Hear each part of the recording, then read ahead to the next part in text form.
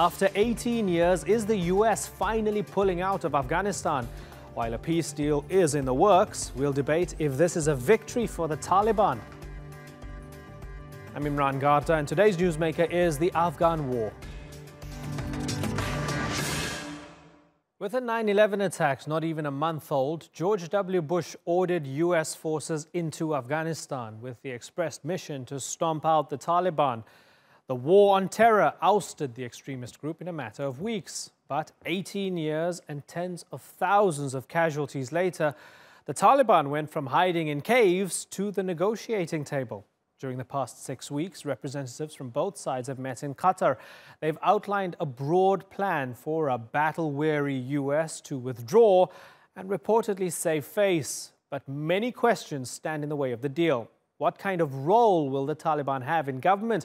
Will it even respect the current leadership, which it sees as American puppets? And how can the US be sure that once it leaves, the Taliban won't go back on the offensive? Well, there might not be much time to find the answers. Critics warn that an unpredictable Donald Trump could pull US forces out with a single tweet, even if the Afghan army can't defend the country. Well, let's jump right into our debate now. In Kabul, we have Javed Faisal, who was a deputy spokesman for Afghanistan's chief executive, Abdullah. In Washington, D.C., David Sedney, he's a former U.S. Deputy Assistant Secretary of Defense for Afghanistan, Pakistan and Central Asia. Gentlemen, thanks so much for joining us. Javed Faisal, for those who say that the United States right now is handing over the country to the Taliban, your response is what?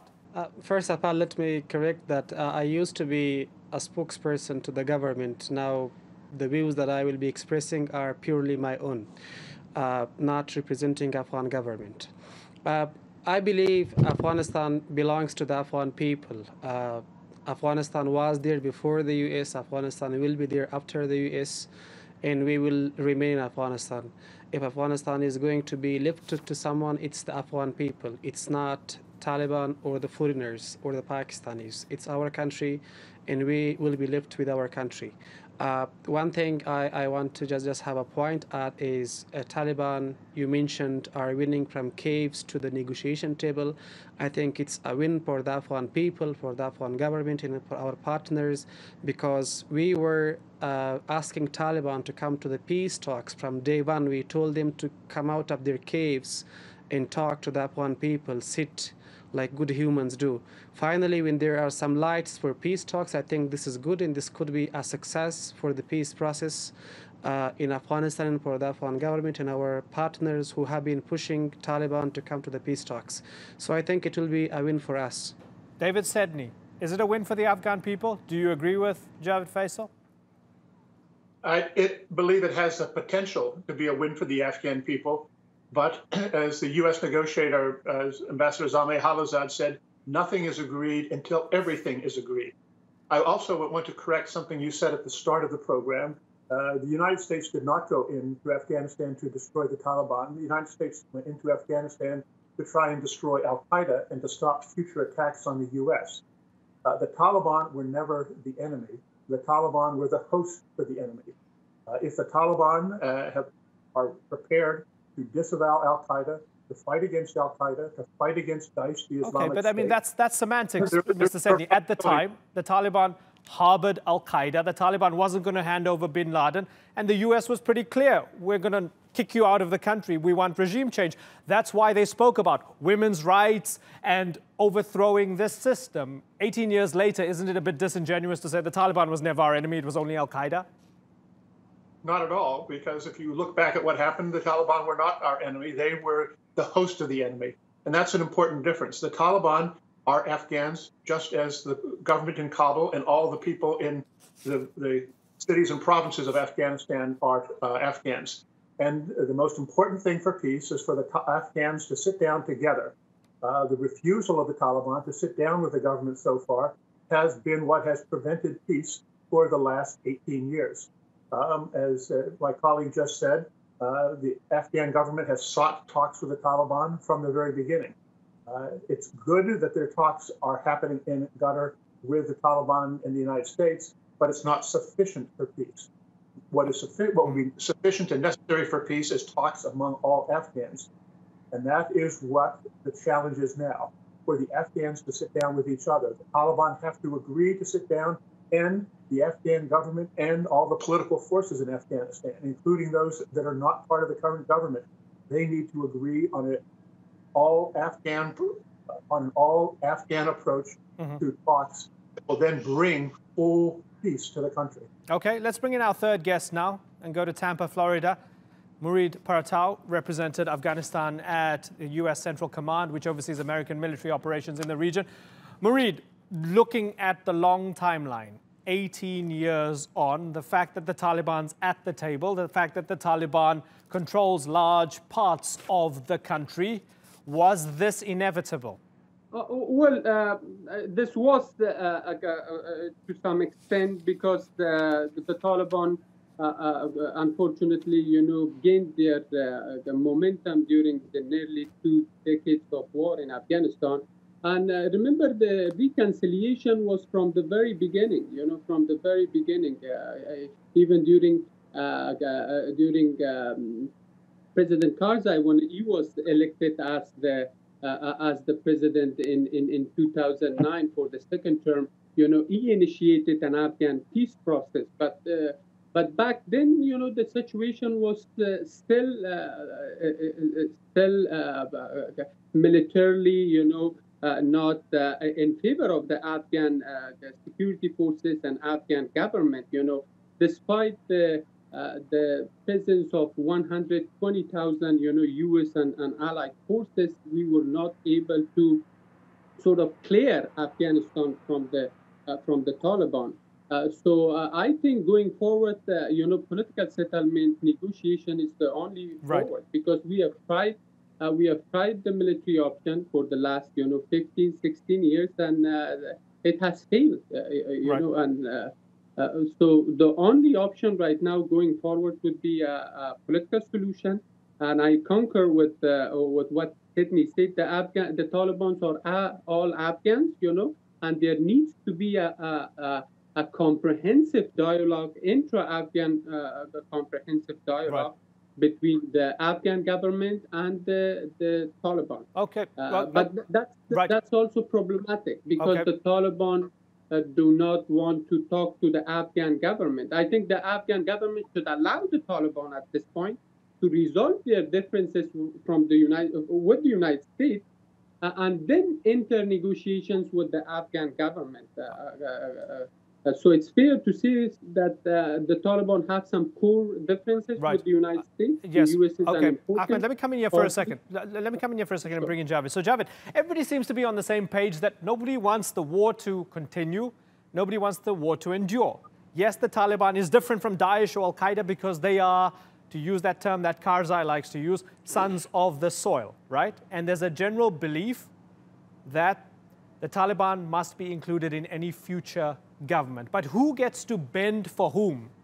Do you roll back all the developments over the past 18 years on democracy, on human rights, on women's rights, and so on, in order to accommodate the Taliban?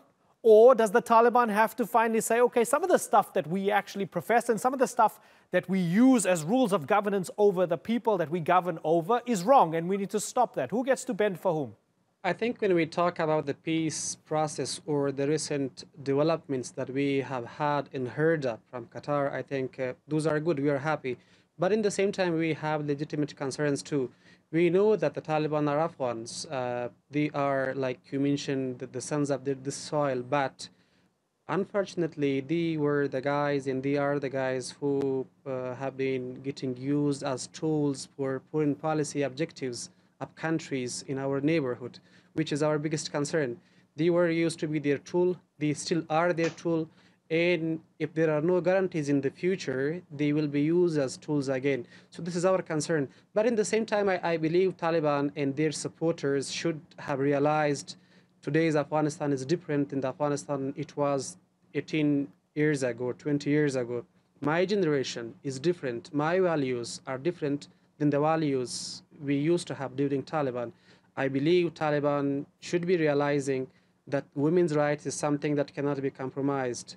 the independence, the freedom of speech is something that cannot be compromised. The national unity is something that cannot be compromised. And there has to be guarantees that Taliban do accept these facts, that Taliban do accept the changed Afghanistan, the new Afghanistan, which is a better Afghanistan. You know, I want peace. My generation, my life has all been in war. So we want peace, but we do have red lines. We do have values that cannot be compromised often. And in the same time, I, as an Afghan, expect our partners to have some obligations upon our neighbors in the region. When we hear about some rumors coming out of the peace talks, there are obligations on Afghanistan. There are obligations on Pakistan and also on the US. But the Pakistan, that is the main part of the problem, which is creating the problem, has no obligations. Okay. This is something that should be looked into. Okay. That's an interesting point. There is no guarantee Pakistan and Taliban are going to respect this in the future. Certainly. Okay, so let me ask David Sedney, how much more important does a country like Pakistan become now as we move from this phase of war into making peace, given that Pakistan has been blamed for arming and funding the Taliban over the past few years? Pakistan does not become important or any more important because it has always been of paramount importance. The U.S. ambassador, U.S. special negotiator, Ambassador Zalmay Khalilzad, had been very clear about that for the previous 15 years. In fact, his appointment was seen as a problem by the people in Pakistan. But over the talks over the last several months, it's become clear that there is some possibility that Pakistan is changing its position. Its release of the Taliban #2 person who they arrested 8 years ago, Mullah Baradar, is a major sign that something is changing. With Mr. Baradar becoming both the deputy head of the Taliban and chief of the negotiating team in Doha, I think there are signs of compromise on the side of the Taliban as well. In the past, the Taliban had insisted on victory, the return of the Islamic Emirate to power. It appears that's no longer the case. So I think we're seeing compromises on all sides. Ahmed, do you trust the Pakistanis that they will compromise and sincerely want peace? It's difficult to trust the Pakistanis because they are Pakistanis pursuing a geopolitical game in Afghanistan, and it makes it very complicated, you know, to trust. And the Taliban have been used. There's no doubt that, you know, in pursuit of those geopolitical interests that Pakistan is pursuing with respect to Afghanistan. But right now that Afghanistan has changed, and certainly the Taliban has changed, there is a lot of, you know, right now a transformation within the Taliban leadership too, you know, with the appointment of Mullah Baradar coming to the Qatar office soon. Sometimes, you know, I think there will be some, you know, concessions from the Taliban side too. You know, they are fully aware that it's a transformed Afghanistan. You know, some values are not going to be negotiable, and you know, and they are also well aware that the U.S. has been pretty clear that if they want to talk, you know, the U.S. will talk, and if they are going to fight, the U.S. is also you know, going to fight. So at this point, you know, both sides, it's a tough decision. Both sides have to make, you know, concessions. And of course, in realization of the fact that Afghanistan has fully transformed during the last 18 years. And there has to be a political solution. You know, the consensus, you know, within Afghanistan and outside of Afghanistan, which is a good thing, which is a very, you know, good development, is that, you know, you have to end this war through political means. Eventually, all wars have to end through political means, and the Afghan conflict is not an exception in this case. So there is a consensus that, you know, that we have to negotiate, and both sides are. There have been some progress, you know, in recent talks that Ambassador Khalilzad had in Qatar. And as I mentioned, that at this point, the Afghan government should allow the Taliban. Understood. I know. Understood. Yeah. Last time there were some spoilers, but you know, because the U.S. is a very important party to this conflict. Right. The Taliban. And have, Ahmed, I want to bring in major I want to bring in David Sedney here to look at it from a very cynical perspective, right? When we see that about 15 million people in Afghanistan are either living under the Taliban or live in areas where the Taliban have been able to frequently mount attacks. And we look at the other side, the side that the United States and its allies have pumped with billions of dollars in training and weapons and so on, right? The security forces, President Ghani's own security forces turning their guns on leaders in the country, being infiltrated by the Taliban and others. And President Ghani's own admission that over the past 4 years or so, 45,000 security forces have died in this conflict. When we look at it from that perspective, is it a case of the United States saying, we screwed this up, it's time to cut and run? No, that's not the case, and your facts are wrong. The Taliban control perhaps 5 to 6 million Afghan areas where Afghans. As I said, 15 million either living under Taliban control or in places where the Taliban is regularly mounting attacks. Well, the Taliban are regularly mounting attacks throughout the entire country because as an insurgency, they can do that. But actually, the Taliban have lost the percentage of the people. Fewer numbers of people are controlled by the Taliban than were 4 years ago. On the security forces, yes, there have been severe losses on the part of the Afghan security forces, but the Taliban's losses have been even greater. But the biggest loss in Afghanistan has been to civilians. The number of civilians killed over the last 4 years has been much greater than at any other time in this war, although much less than during the civil war of the 1990s.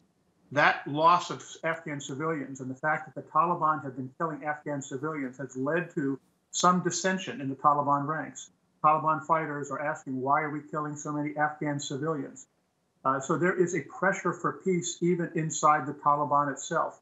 Mullah Baradar, when he was still the number 2 in the Taliban, before he was arrested by Pakistan in 2010, had started the process of having peace talks with former President Karzai. Mm-hmm. He clearly represents those in the Taliban who are pragmatic and want peace.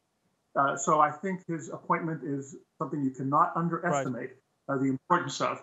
This is not really a question of winning and losing, because at this point, everybody involved in this war has lost. The question is finding a sustainable peace, and I think it is the wrong approach to look at this as a win-lose situation. Right. Javed Faisal, as somebody who was an advisor to Abdullah Abdullah, as somebody who was running for office very recently, as somebody involved in politics in Afghanistan, you're in the know, you're plugged into the system.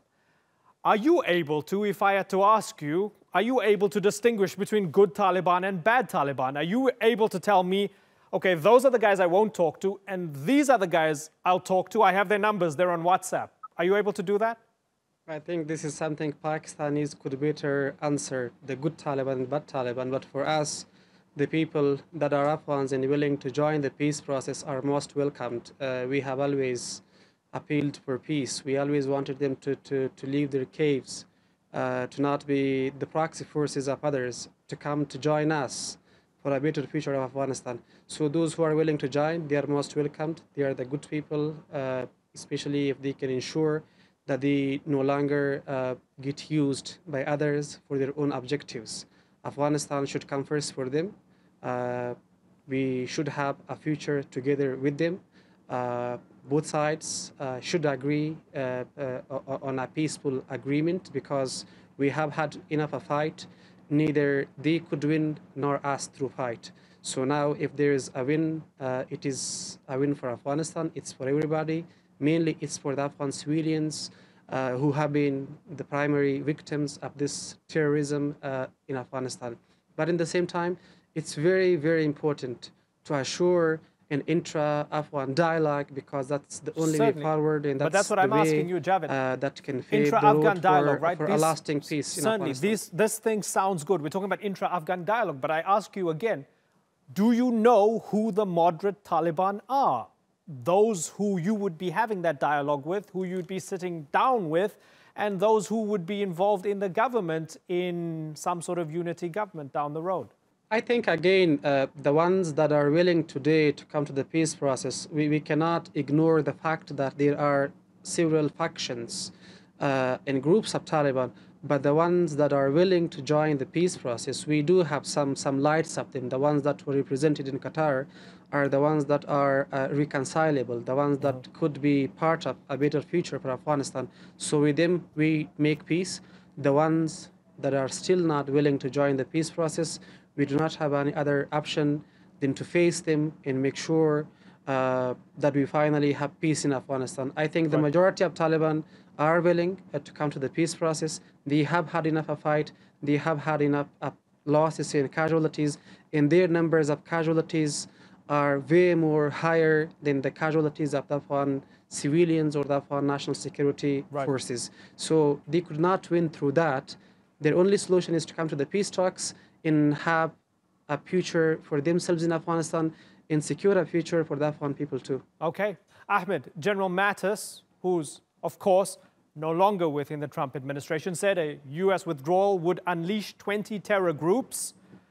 He was not happy with the prospect. Is he right that a U.S. withdrawal might unleash chaos? I think he's quite right. He's quite right. Yes, we know that a precipitous withdrawal from Afghanistan will have, unintended consequences. There's no deal yet. We are in the initial process. It's a process. It's not going to take.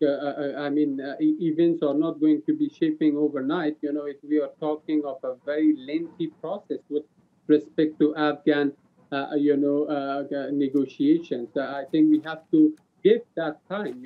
At this point, any withdrawal, because without a solid deal from the Taliban and from the neighboring countries, from their supporters, I think it will be a huge mistake. That will create a security vacuum, inside Afghanistan, and turn Afghanistan into a chaotic, place as like 1990s. We will see the fragmentation of the Afghan security forces. Once, of course, if you withdraw, forces from Afghanistan, and also with more importantly the assistances, the monetary assistances that the U.S. and coalition forces are paying for Afghanistan is very essential and vital. So I think the U.S. and allies must be very careful in this regard. Okay. Unless there is a solid deal, as I mentioned, a solid deal from the Taliban, from the neighboring countries, any withdrawal, specifically precipitous withdrawal, will turn Afghanistan into those dark days that we have. We know how to do dark days. Okay. Dark days. Okay, Ahmed, we're out of time. And what we do know for now is Khalilzad saying there's a draft framework for peace. That's all we know. And it's going to be interesting to see what happens from here on in. We'll be watching this very closely. But gentlemen, it's been a pleasure tapping into all of your expertise. Javed Faisal, David Sedney, and Ahmed Murid Partwal. Thanks for joining us.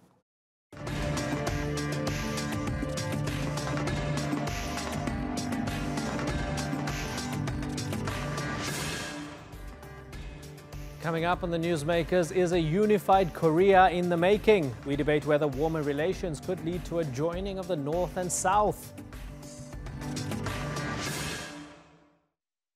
Kim Jong-un started out 2019 with an olive branch. In his New Year's address, he announced his willingness to resume joint businesses with the South, namely at the Kaesong Industrial Complex. And he called for radical change, embracing what he described as reunification under two regimes. Well, even the most optimistic observers say a reunified Korea is a far-off dream at this point. But with the warming of relations, could political change at least be on the horizon? Well, as part of this week's series on South Korea, Abu Bakr Shamahi went to Seoul to find out.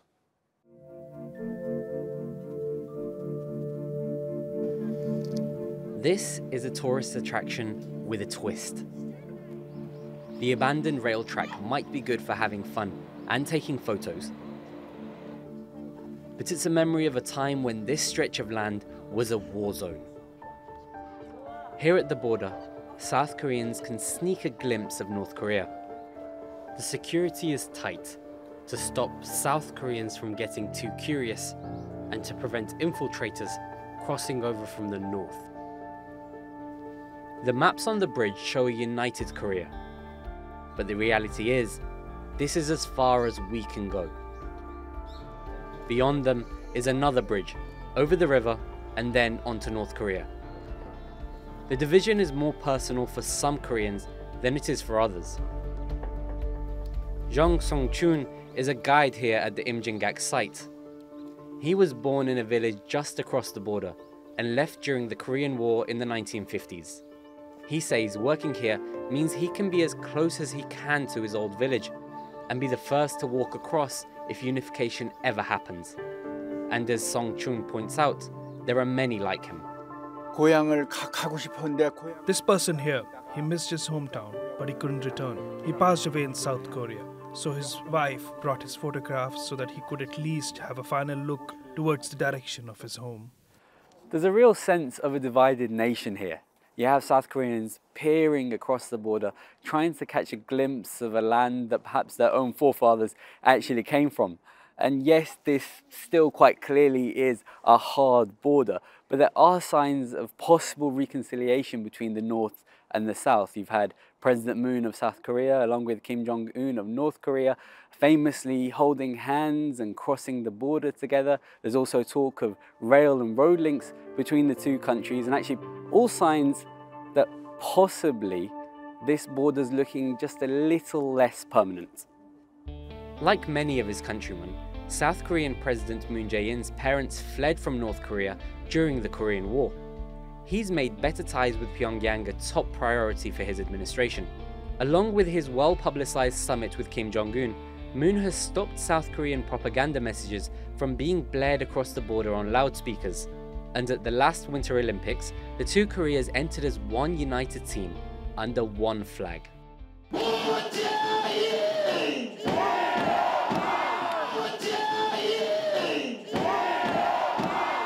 But not everyone is with President Moon. These protesters are supporters of South Korea's right wing, Moon's opponents. They're loud and angry with their president's government, and in particular, his policy of reconciling with Kim Jong-un. North Korea is the worst political system on this planet in the 20th and 21st century. I think, in short, making peace with Kim Jong-un of North Korea is same as making peace with grandson of Stalin or Hitler. South Korea is divided on the issue of unification. It can get heated at times. But for a lot of people, the real feeling is just apathy. Oh Sun is an English teacher. She's typical of South Korea's younger generation. As time goes by, the connection with the North is reduced, and that desire for a united Korea often just isn't there. I got many things to care, actually, to survive in this society, like my job, not to make mistakes. And I need to care my family too. And I actually need to just worry about my future too after retirement. So I know there are a lot of problems, social problems that I need to care, but I'm too kind of busy to care, even in unification. I don't really feel the connection with the North Korean. I know there are some factors, but not in my family. And I don't really have friends who are from North Korea, so I don't really feel like I have some special connection with them. Without that connection, you can start to see why unification and the turmoil it might bring isn't so popular in a country that's done quite well on its own.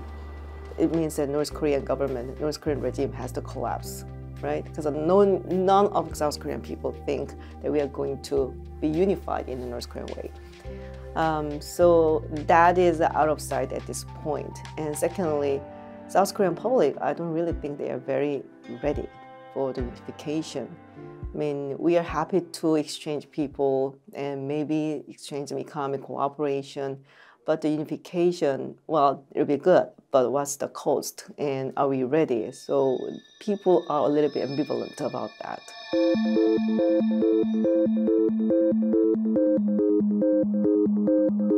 South Korea's economy has slowed down in recent years, and younger people in particular have been hit hard. To them, unification seems like a sacrifice. North Korea's per capita GDP is less than 10% of South Korea's, and most analysts think that if the countries unite, it'll be the South that pays.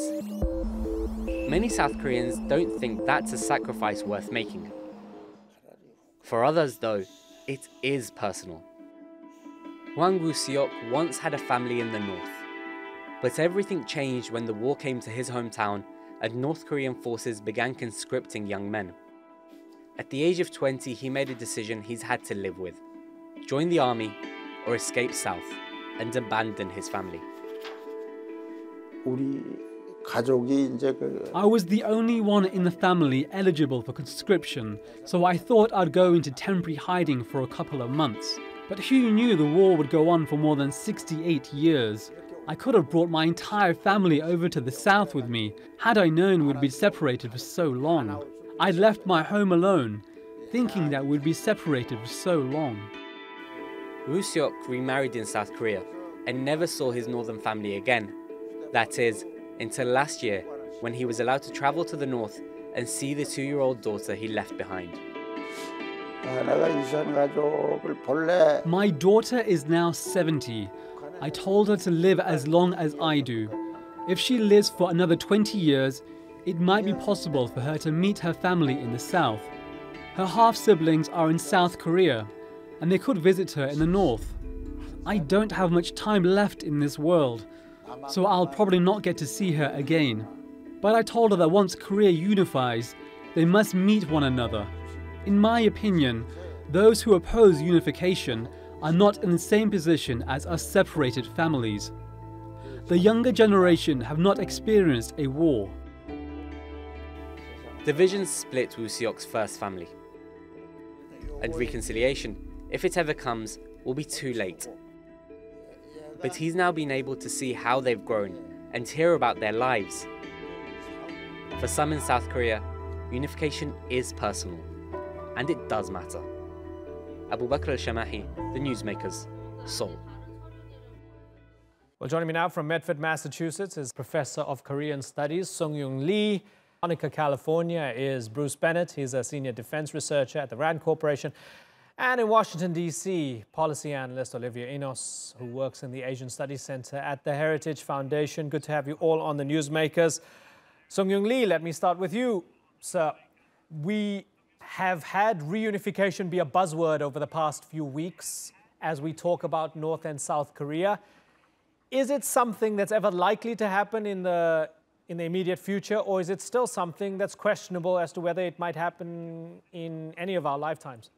Korean reunification is, of course, something that's possible. It lies within the realm of the possible. The decline and fall of civilizations, nation-states, both big and small, it's a recurring theme in history. At the same time, it's also entirely possible that the two Korean states will, for the foreseeable future, or even for the next century, or in perpetuity, remain divided. But within the Korean historical experience, there's a strong sense of a shared past and perhaps even a common future.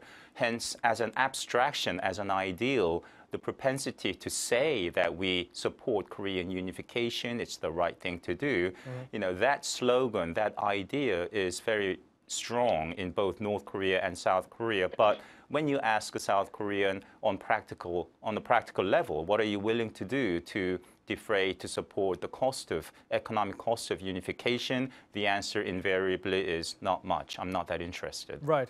And Bruce, a lot of people say, well, it's not feasible for South Korea, even if it does happen. People look at the example of East and West Germany only on steroids, I guess, and they feel that, well, South Korea will just have all these refugees, its economy won't be able to deal with it.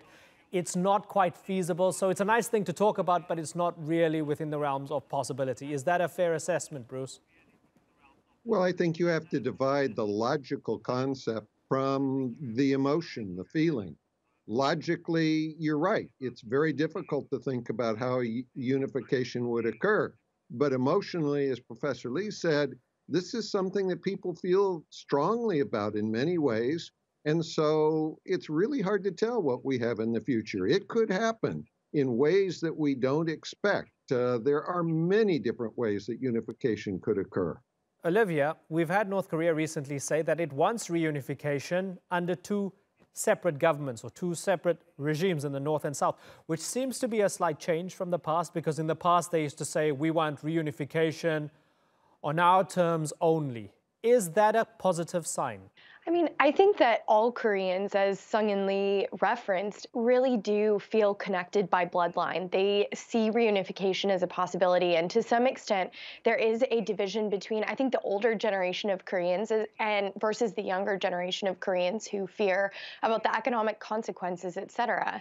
I think that it is a good idea to have reunification as an eventual possibility, but the reality that anyone in South Korea would ever submit under Kim Jong-un's authority is out of question, particularly considering the severe human rights violations and the threat that Kim Jong-un himself poses to the international community. So I think it's unlikely and unwise to be considering an eventuality where you would have two separate political systems, but a unified Korea. I think you need to be looking more toward a democratic future for a unified Korea, and a peaceful one at that. Okay, Sung-in Lee, is it ever possible to have a unified Korea with two systems, one run by, I don't know, whatever you want to call it, Juche communism, Kim Il-sungism, and the other one being South Korea, a messy democracy?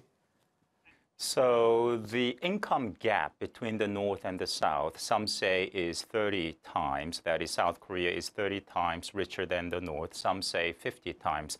Probably it's closer to 50 times. And that kind of glaring income disparity you don't see anywhere else in the world. So on a pragmatic level, can you have an equitable merger, union between a very poor, backward country and one of the richest nations in the world? I don't think so. To my mind, there are only two plausible ways of unification. One, the German model, the richer German state absorbing the other German state. Two, the Vietnam model, the poorer Vietnamese state by force after having compelled the U.S. to sign a peace treaty and abandon its client state in the South, just march right in as North Vietnam did in 1975. So when North Korea says, let's do a confederation, what North Korea means is, and they spell it out, they've been doing it, saying so since 1960, let's do a loose confederation, have equal numbers of representatives from the North and South, although the South Korean population remains and has always been twice as large as that in the North. And then we'll have more discussions, maybe hold a nationwide election. Of course, in the North, fully 100% of the North Korean population will support the North Korean candidate. So that's the game plan North Korea has in mind, one day to obliterate the Republic of Korea and complete its communist revolution. And Professor Lee, on this program and elsewhere, and I don't want to put words in your mouth, but you felt over the past year and a half or so, with all the diplomacy, Kim Jong-un has tried to pull a fast one on people, and he has done quite well in terms of PR, right? So as things stand right now, with his standing and perhaps in the balance of power, he's standing stronger than he's ever been and maybe stronger than his father ever was. What's ever more likely in the immediate future, the German model or the Vietnam model?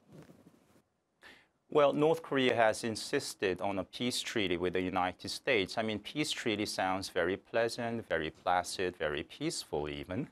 But what does it mean? Well, you can have a peace treaty between antagonistic adversaries that are interested in putting the past behind them, really in peace. Or you can have a fake peace treaty, which would impel changes in the region. First, the dismantlement of the United Nations Command, and then probably the withdrawal of U.S. troops from the South in the wake of a peace treaty. Americans will be calling for it alongside with North Koreans and South Koreans and perhaps others. So North Korea has a playbook, a clear game plan, and by forging an end-of-war declaration or compelling President Trump to agree to a peace treaty, North Korea would be far better positioned to bully, to exploit, to censor South Korea to a far greater degree than it is now. So Kim Jong-un is sitting really, pretty. He is in the catbird seat, and he will continue to behave in the coming months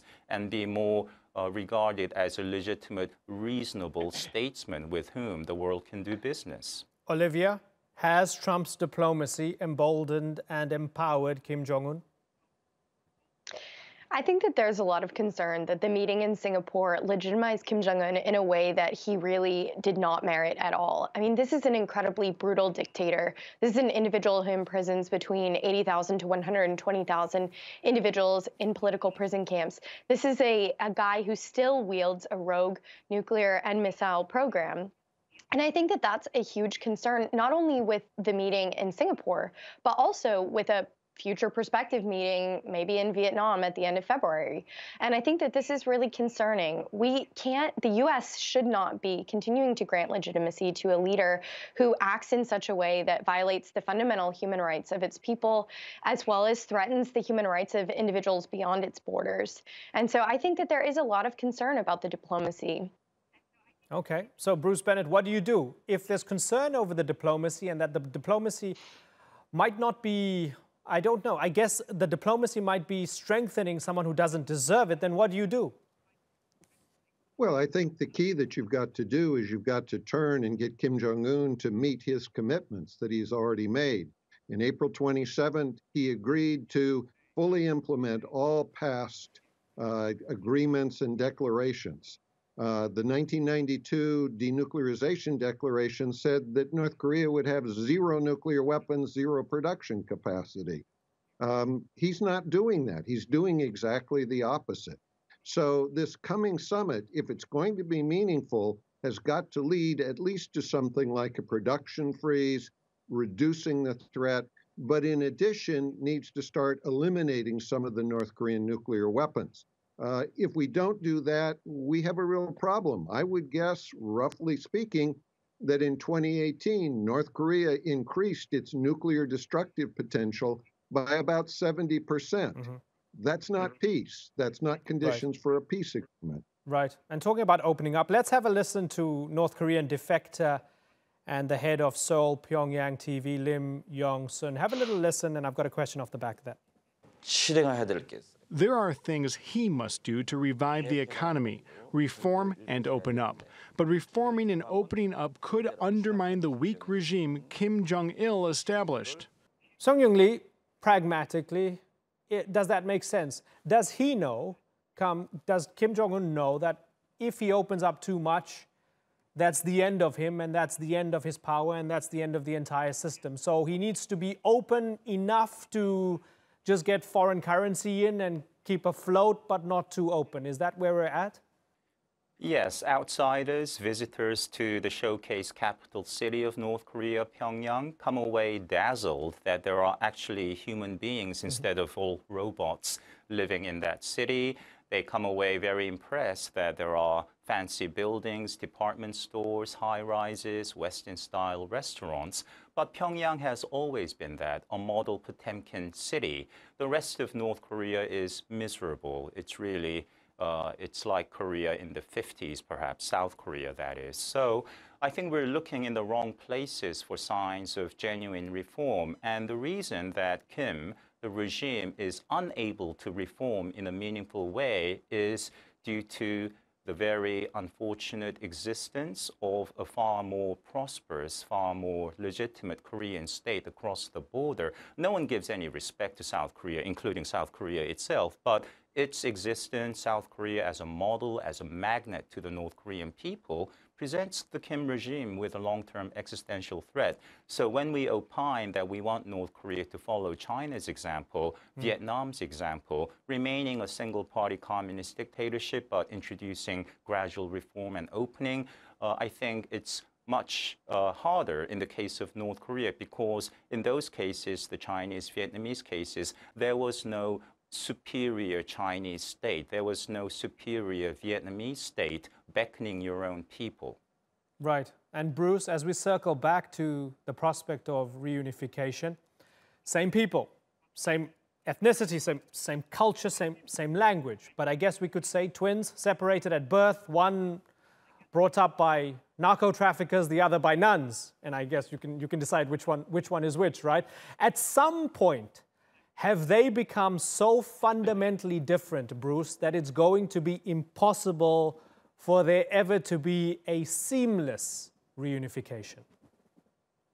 Well, I think they have become very different, language-wise even. We talk about even simple things like science. North Korea, you cannot use foreign terms in science.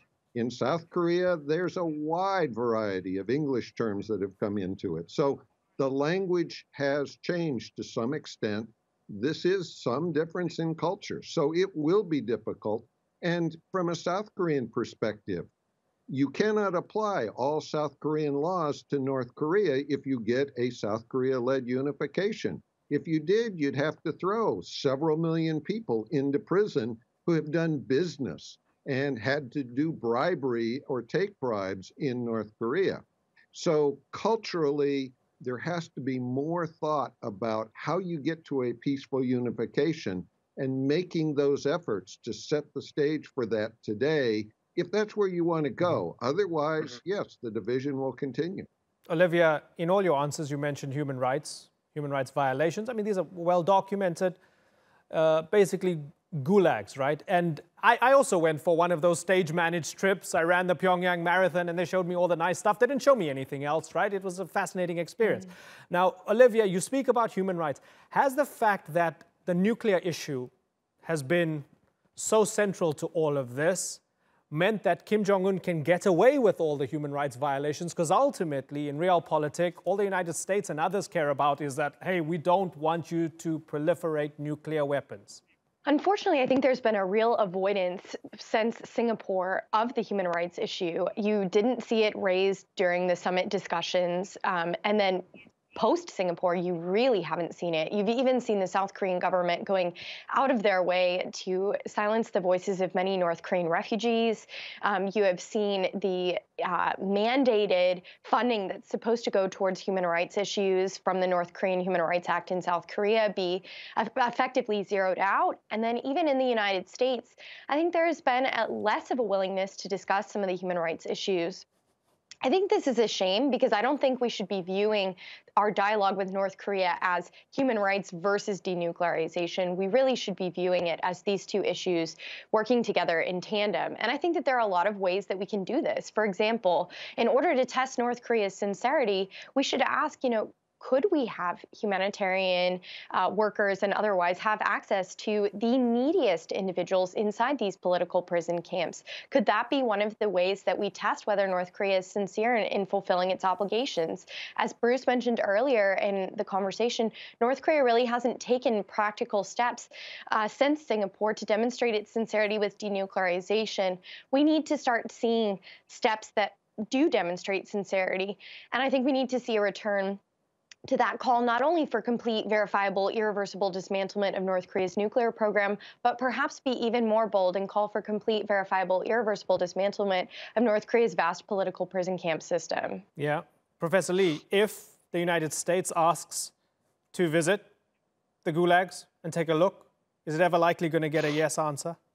No, and the nature of the North Korean regime, yes, it's armed with nuclear weapons and ICBMs, but it's also armed with gulags. Why?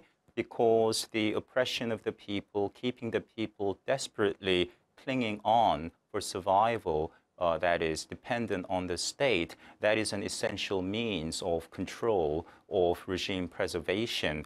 So North Korea is, we know, a poor nation, often beset, always beset by serious food insecurity. And if you look at various metric surveys of food insecurity, according to the UN, the latest figures from the Food and Agriculture Organization of 2018, food insecurity in the world, places North Korea in a virtual tie with Zimbabwe and Zambia, and number 3 in the world in terms of undernourishment as a percentage of the total population. You go down the list, you don't see any other country besides North Korea that is industrialized, that is literate, that has nukes, that has ICBMs, that spends $700 million a year importing luxury goods like fancy cars and Rolex watches. So it shows you that the regime has perverse priorities. It's not that the regime, the government doesn't have money, but chooses not to spend its wealth on importing food and instead on weapons of mass destruction.